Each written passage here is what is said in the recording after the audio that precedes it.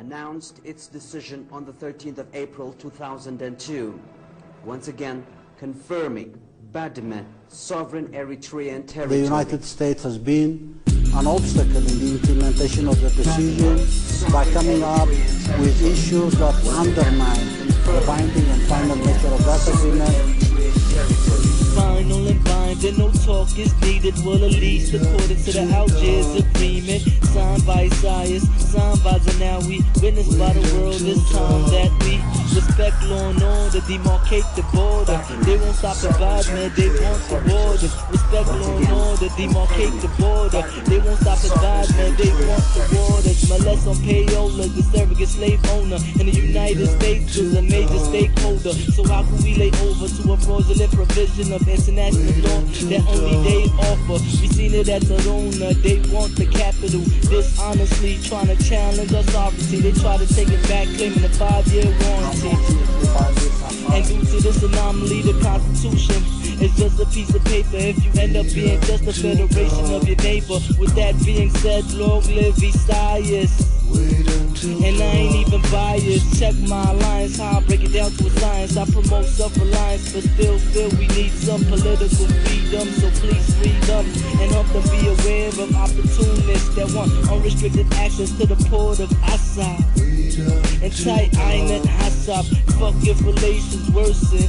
Cause ain't no country in the world that would grant such incursion. For certain, by mayors of diversion, it's urgent that we working coherent to deny any clearance for outside interference. Contrary to the appearance, they only bring grievance in the region, forever being secretly biased for whatever reasons. Even consider their own citizens only Eritreans living in America. Damn, that's one hell of a statement to make for a Secretary of State, Mr. Dyer Frazier. You're just an assistant. You can't have a position without your master's permission. You have no intuition, a motherfucking slave. The late great Harriet Tubman is rolling in her grave. Baby Bush is directing, yeah, you need to change lanes. Liberate yourself, take off your slave chains. Of a molest is the same. His loyalties to Washington as the Anuwaka. Although more closely watching him with suffocating opposition. Homie needs oxygen. You need to stop posturing and stop from keeping the options from prospering. How could you even look yourself in the mirror without feeling bitter?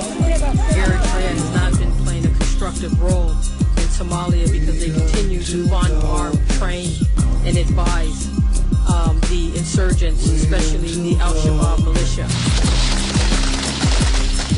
And back in the city, Mogadishu continues to fight. Somali government forces and their Ethiopian backers use tanks and heavy artillery to pound parts of the war-torn capital. The government and its Ethiopian allies are trying to force a growing rebellion being mounted by clan militia and remnants of the Union of Islamic Courts. But it is the people of Mogadishu, whether still stuck in the city or sheltering outside, who suffer most. Mogadishu was peaceful, but of course, journalists called it relative calm and some molest. Sponsored by American bombs, came through waving arms, not saying salam.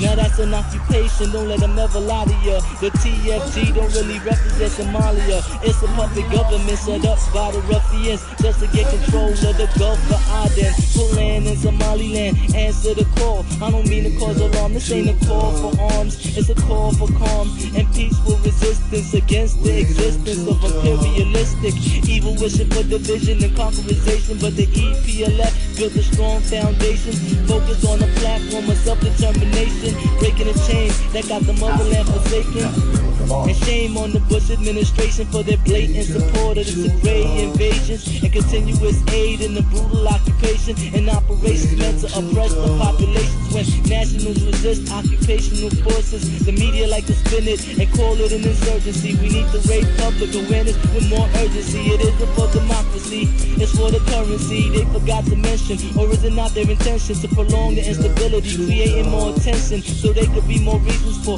foreign intervention? A big military presence and more investments ascending. The Red Sea and the Gulf of Aden is what our proud people got in common. And through the pretext of the war on Bin Laden, civilian casualties are ignored and forgotten. It's just melodrama linking us with Osama, when the fact is we fought him before the feds taught him on how to fight the Soviets. So it's not appropriate to try to make it look like terrorists are our associates. It would be perilous to list us as terrorists when we sponsor reconciliations. They don't care for the liberation of non-complacent little nigger nations, ignoring the litigation by the global delegation. They'd rather be the doctor, leaving us to be the patient. But we conquer deprivation with hard work and dedication. Victory is sweet, defeat is bitter taste, and historians get your pens out. It's history in the making.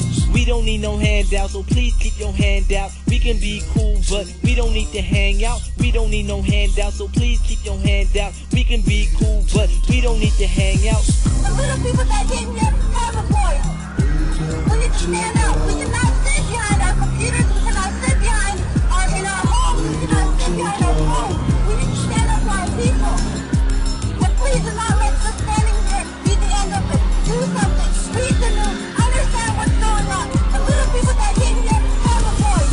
We know that Somalia has been a failed state for the last 16 years, long before Ethiopia came into Somalia on the invitation of the transitional federal government. And certainly I think it would be far-fetched to claim that the United States is responsible for the state of affairs in Somalia. In the event of an Ethiopian rapid in-and-out intervention, the US would rally with Ethiopia to safeguard the transitional government.